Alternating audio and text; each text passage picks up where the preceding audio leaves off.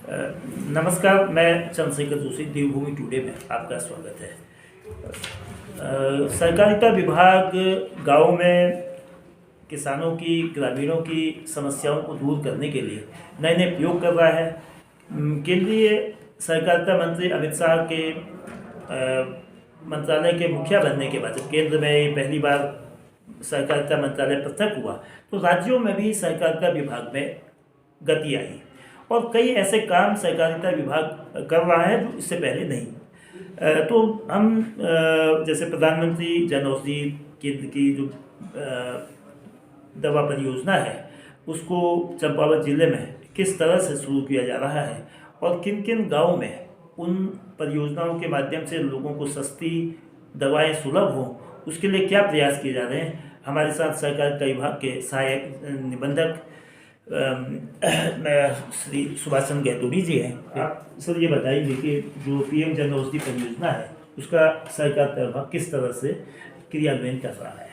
जी, मैं सुभाष चंद्र गैतोड़ी जिला सहायक निबंधक के पद पर यहाँ पर कार्यरत हूँ। जैसा कि जन औषधि केंद्र जो है माननीय प्रधानमंत्री जी की एक महत्वाकांक्षी योजना है और जो है इसके अंतर्गत प्रत्येक ब्लॉक में एक जन औषधि केंद्र खोलने के लिए हमने प्रस्तावित किया हुआ है और चंपावत ब्लॉक में 2, कुल मिला के जनपद को 5 का लक्ष्य था। हमने 5वां का चयन कर लिया गया है और जिलाधिकारी महोदय की अध्यक्षता में और माननीय सीडीओ साहब के मार्गदर्शन में हम इसमें बहुत तेज़ी से कार्य कर रहे हैं। और हमारे द्वारा जो है जिलाधिकारी महोदय की अध्यक्षता में डीसी की बैठक संपन्न हुई थी 6 दिसंबर 2023 को।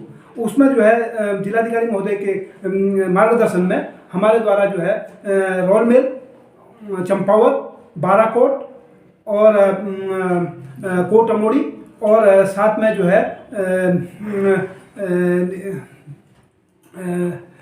ये जो समितियां हैं इनका जो है हमने चयन जो है जन औषधि केंद्र के रूप में किया है। और सीएमओ साहब के द्वारा जो है हमें जो फार्मिस्ट हमें नहीं प्राप्त हो पा रहे थे तो सीएमओ साहब के द्वारा वार्ता करके और जिलाधिकारी महोदय के निर्देश पर हमें 5 जो है फार्मासिस्ट भी उपलब्ध हो गए हैं और जिसके अंतर्गत हमारा जो है रोलमेल समिति के जो है फार्मासिस्ट से अनुबंध भी हो गया है और जिसमें हम शीघ्र ही जो है इन सभी जो केंद्र में जो है फार्मासिस्ट से अनुबंध करके केंद्र खोलने की दिशा में अग्रसर है।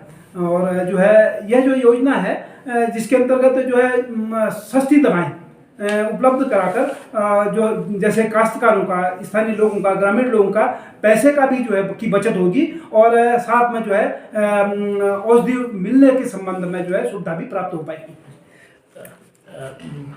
पीएम जन औषधि परियोजना के माध्यम से जो मेडिकल स्टोर खुलेंगे उससे न केवल लोगों को सस्ती और दवाएं सुलभ होंगी बल्कि उनके गांव और उनके क्षेत्र के पास भी होंगी।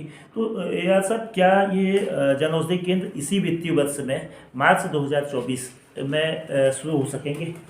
जी हाँ, हम इसी वित्तीय वर्ष में इन्हीं प्रथम 3 त्रैमासिक में ही हम इनको जो है आरंभ कर देंगे। और जहाँ तक है हमारा जो है रोलमेल का जो है तो हम इसी माह जो है प्रारंभ कर देंगे।